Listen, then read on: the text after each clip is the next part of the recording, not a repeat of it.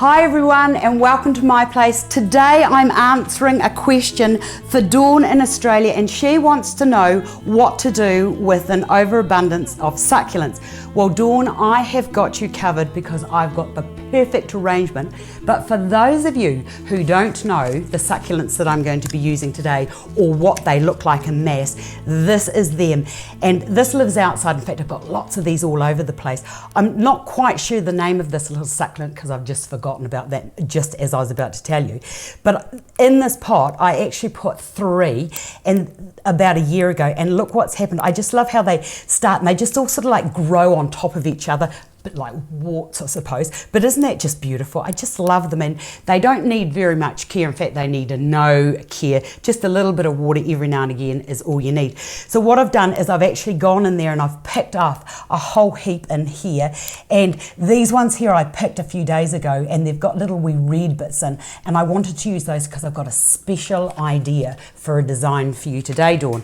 Right, to begin, you need to get yourself an Oasis wreath. Now this is the green foam one. I've soaked this into water. Actually, I've used it several other times and I've just kept it damp. So what I do need to tell you is once these get dry out, they're really hard to rehydrate. So keep them nice and moist all the time. Now the other thing here is I've been out and I've got some ivy, beautiful fresh ivy, and I've got some wire here. And this is about a gauge 22 florist wire. What I'm going to do is I'm going to turn those over and I'm going to turn those into little wee pins. These are fantastic things because these are going to help to keep our ivy in. And I've also got this, I love this little succulent here. This is fantastic. This is the lucky Chinese one that they use, and this is supposed to bring money in. So you put it in, if you're into feng shui, you put that in your money quarter. In fact, I have it all over the section just in case I've got it in the wrong place. Right, to begin with your ivy, what you need to do is to take those leaves off, and we're going to start there,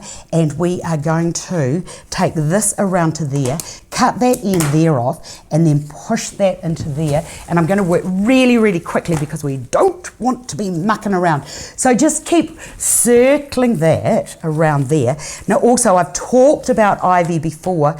Don't try and control it because ivy has a life force of its own and it just goes all over the place. Now the other lovely thing I wanted to tell you about this particular kind of a wreath, which is a living wreath, what you could do is you could make a whole heap of these and you could hang them onto a fence. I like them outside for if I'm going to have a, like an impromptu little brunch or something outside, and I can just sort of like have it just lives and grows away all on its own outside, and then when I want it I can just go and grab it and bring it to the table. Or if you've got a blank wall, you might like to have several of these hanging together, hanging in a row, or going vertical or horizontally, or put 4 in a row. Fantastic things. And I have said this before, I just don't think that a wreath just has to be for Christmas. They're a great design concept and you can use them in all sorts of environments. Right, let's get rid of that because I did think that'd be quite nice if I kept everything tidy.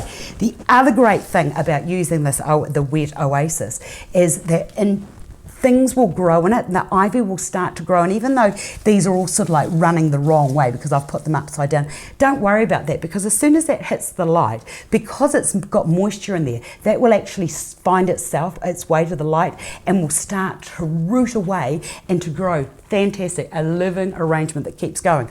Okay, the next thing I've got here is some beautiful little baby's tears.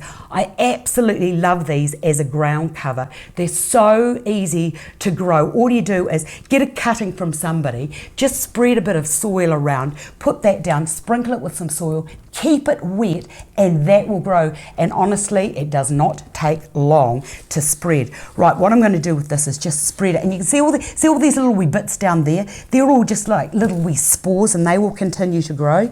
Put that into there.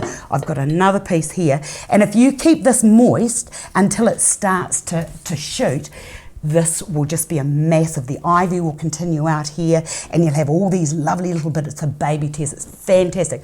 Right, now the next thing to get your succulents in, what you need to do is to just take all those little dead bits, and then there's that little bit of stem there. Just get a little bit of wire, and I know that this looks like I'm being terribly cruel to the flower, but take that through there, bring that down there like that, and then just very carefully twist that around there, and then cut that off there, just like so. And then these are just, these are already wide because I didn't want to waste time, but once you've done that, just get these and then push them. Don't have those little stems there too long, because you actually need that to go into the moisture.